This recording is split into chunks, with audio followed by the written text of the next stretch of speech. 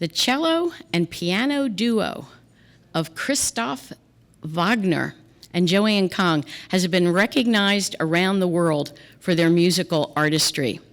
Dr. Wagner, a native of Germany, has a special focus on musician health, wellness, and the role of nutrition in peak performance. Dr. Kong's TED Talk, The Power of Plant-Based Eating, has over 1 million views, and she is editor of the book Vegan Voices. And there's info on that in the lobby too. Christoph and Joanne use their artistry this evening to inspire greater compassion for all beings and for planetary healing. Would you please give a warm welcome to Drs. Wagner and Kong.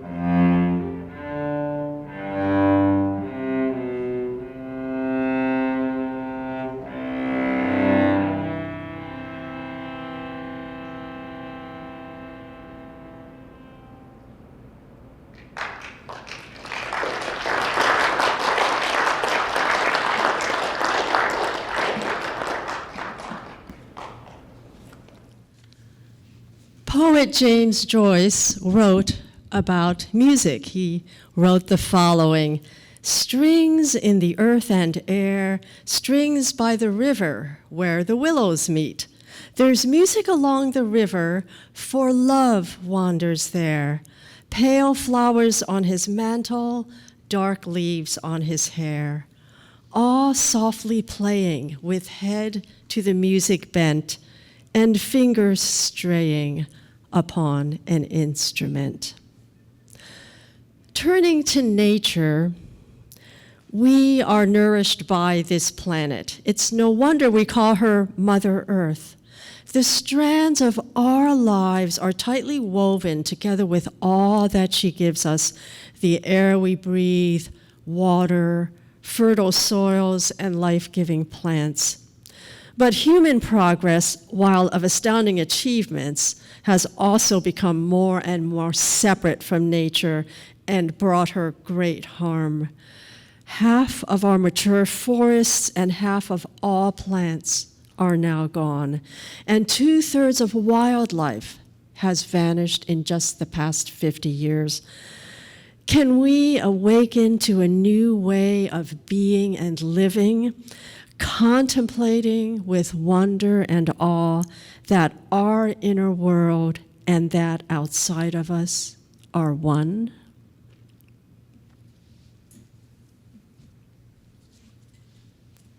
Good evening. Good evening. We will be performing now for you the first movement from the amazing cello concerto by Antonin Dvorak. And I'm so excited to welcome the huge orchestra of 80 musicians represented by Dr. Kong here at the piano. And the first piece you heard on the cello was from the Bach cello suites, from the third suite, the Sarabande. And Bach made such an important contribution to the cello repertoire with writing these 6 suites. And Bach also was, I think, very much in alignment with our spirit with the spirit of this evening. Like, he wrote at every manuscript, he wrote "Soli Deo Gloria," "Soli Deo Gloria," only to the honor of God. So everything he wrote was dedicated to a higher purpose, dedicated to a higher spirit, and I think this is also we would like to share with you and strengthen the world with you tonight. So this is Dvorak's first movement from the cello concerto.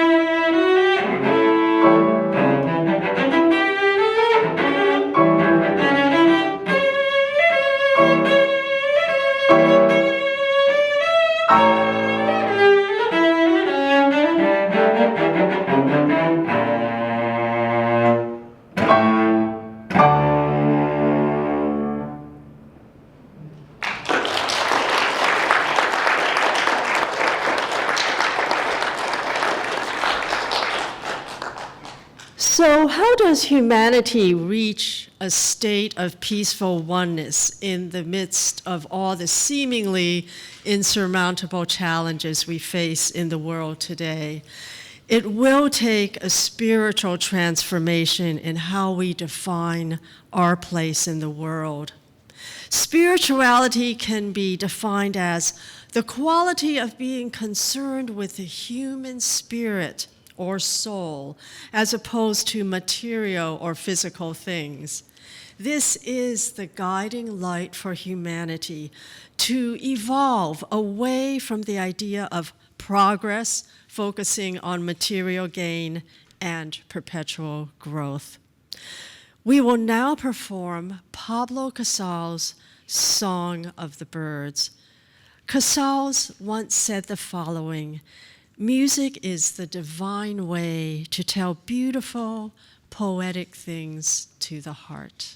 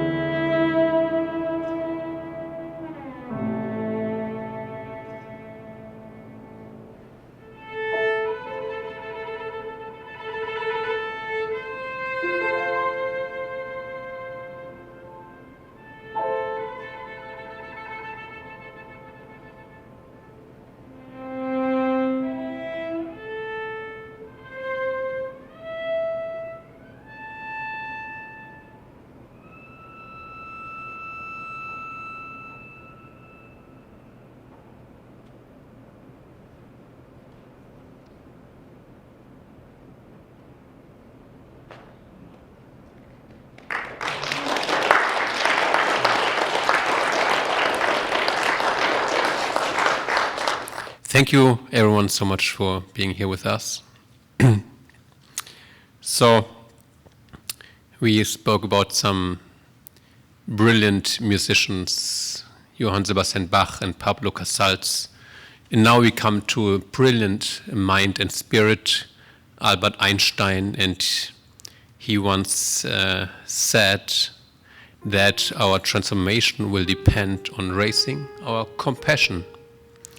A human being is part of a whole, called by us the universe, a part limited in time and space. He experiences his thoughts and feelings as something separated from the rest, a kind of optical delusion of his or her consciousness. This delusion is a kind of prison for us. Our task must be to free ourselves from this prison by widening our circles of compassion to embrace all living creatures and the whole of nature in its beauty. The true value of a human being is determined by the measure and the sense in which he or she has obtained liberation from the self. We shall require a substantially new manner of thinking if humanity is to survive.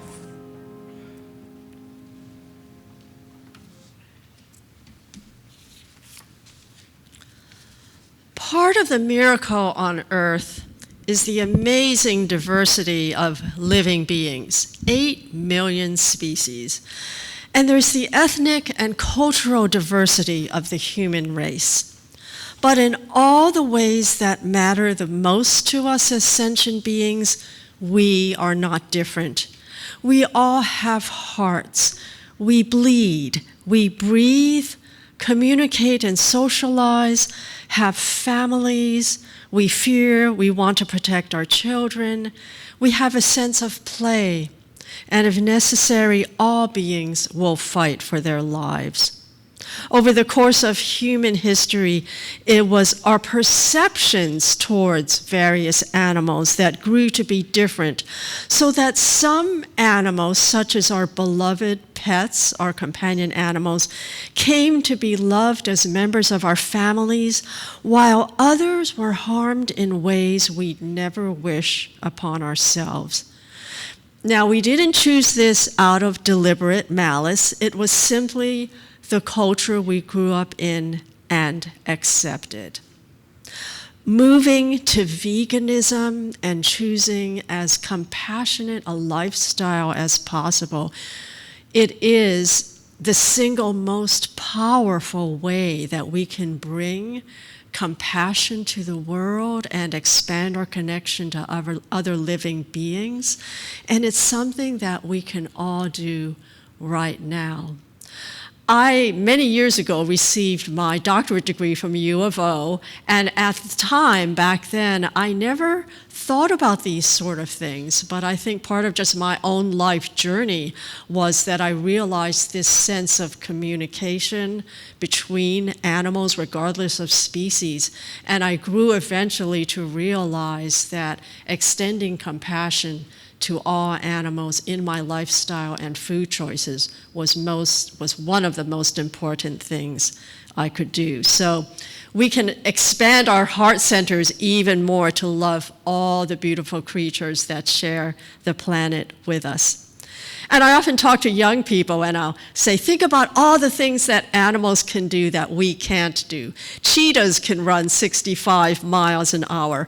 Dogs and cats can hear better than we can. And did you know cows can smell something from over 6 miles away? And pigs are some of my favorite animals. They are smarter than dogs and even 3-year-old children. And more people are adopting pigs as pets. So now we're going to have a little journey into the animal kingdom, and Christoph is going to introduce a few very special animals. All right, yeah, we're going to lighten it up maybe also a little bit. So the journey of compassion, the journey of veganism does not need to be like very serious, even though sometimes people tell me I'm from Germany and I come across very serious. So we're going to play like 3 animal pieces. And the first one you certainly know, and don't even need to say it. I think there's also a beautiful slide of that for that, but either way, you will definitely recognize this one.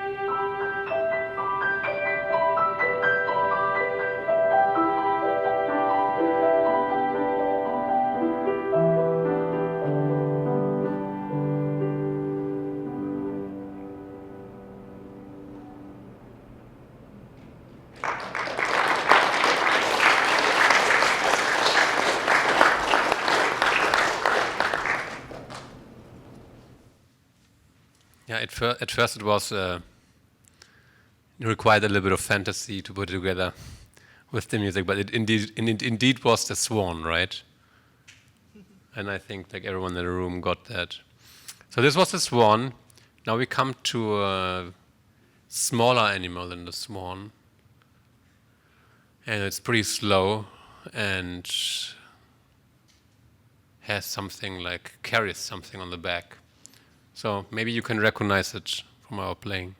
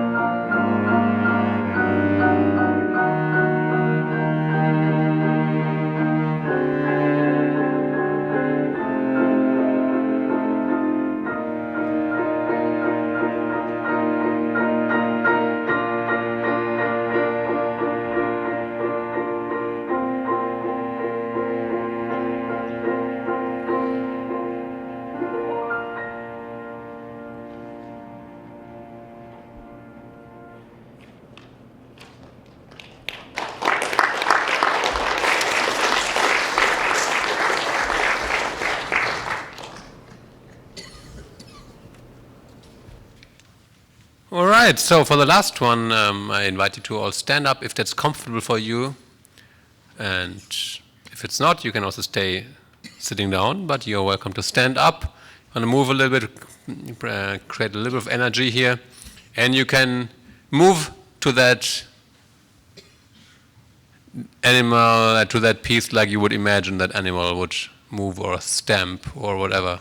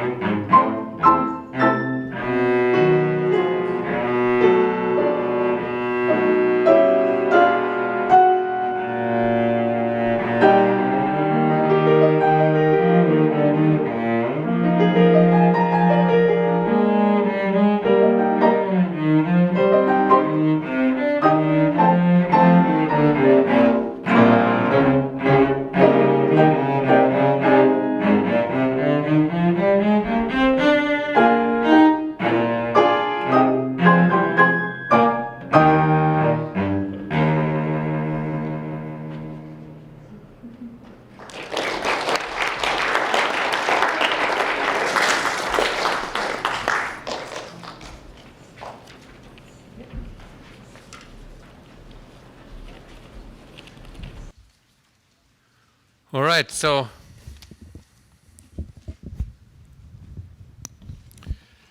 I think I'm a little bit too tall for this mic here. So, as you might have seen, Dr. Kong wrote a beautiful book which is outside. It's called Vegan Voices.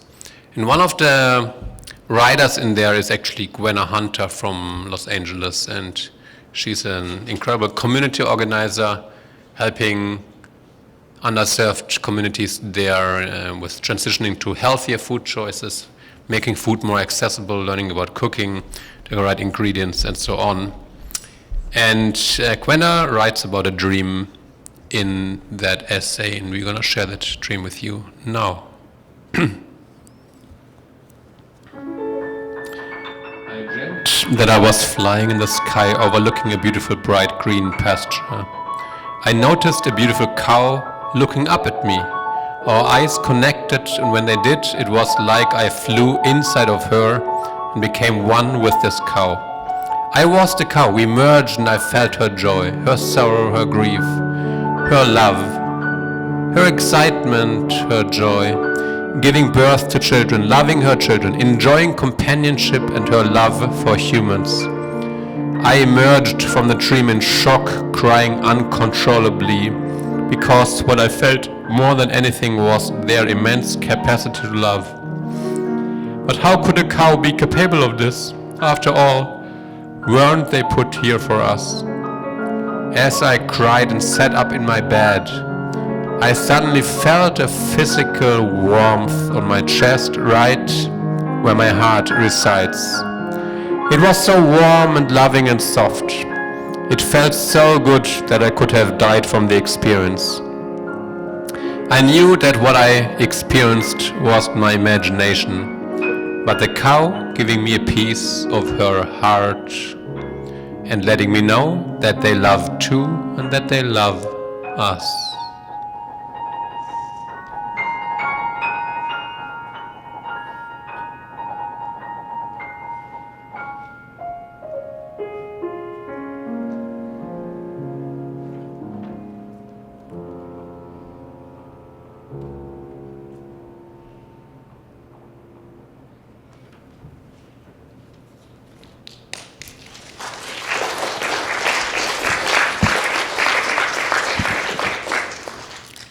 We hope that you sense through our playing that music provides a beautiful pathway to connect with our emotion and elevate us all to a higher level of spirituality.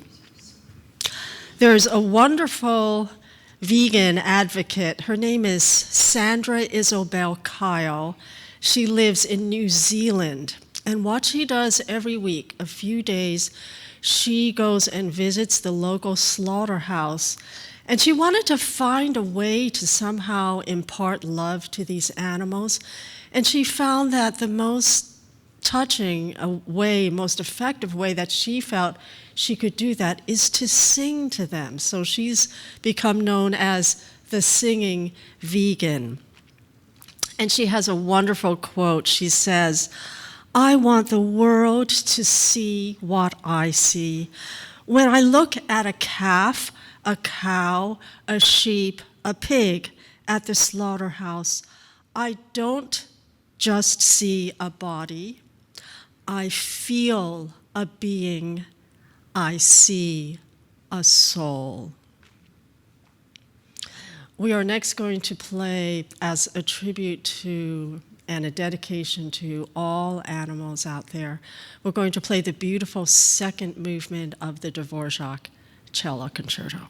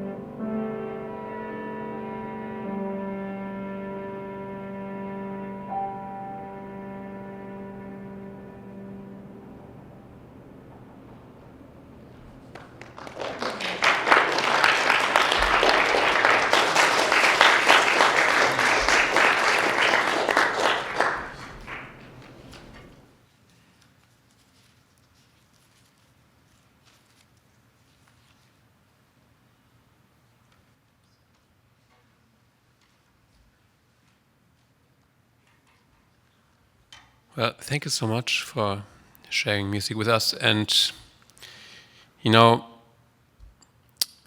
one of the things which is powerful about music is that we create it together with you. You equally are part of the creation of music and the moment of transformation through music. So thank you so much for being here with us. And in that realm, I came across like a quote just before the event today. And that's a quote by a very famous musician, John Lennon. And I just thought, okay, I need to share this with you. So before we are going to play the last piece, I'm going to read this. Peace is not something you wish for. It's something you make. Something you do, something you are, and something you give away. Declare it, just the same way we declare war. That is how we will have peace. We just need to declare it. Produce your own dream. If you want to save Peru, go save Peru. It's quite possible to do anything, but not if you put it on the leaders and the parking meters. Don't expect Carter or Reagan or John Lennon or Yoko Ono or Bob Dylan or Jesus Christ to come and do it for you. You have to do it yourself. My role in society, or any artist's or poet's role, is to try and express what we all feel, not to tell people how to feel, not as a preacher, not as a leader, but as a reflection of us all. When you do something noble and beautiful and nobody noticed, do not be sad. For the sun every morning is a beautiful spectacle, and yet most of the audience still sleeps. Everything will be okay in the end. If it's not okay, it's not the end.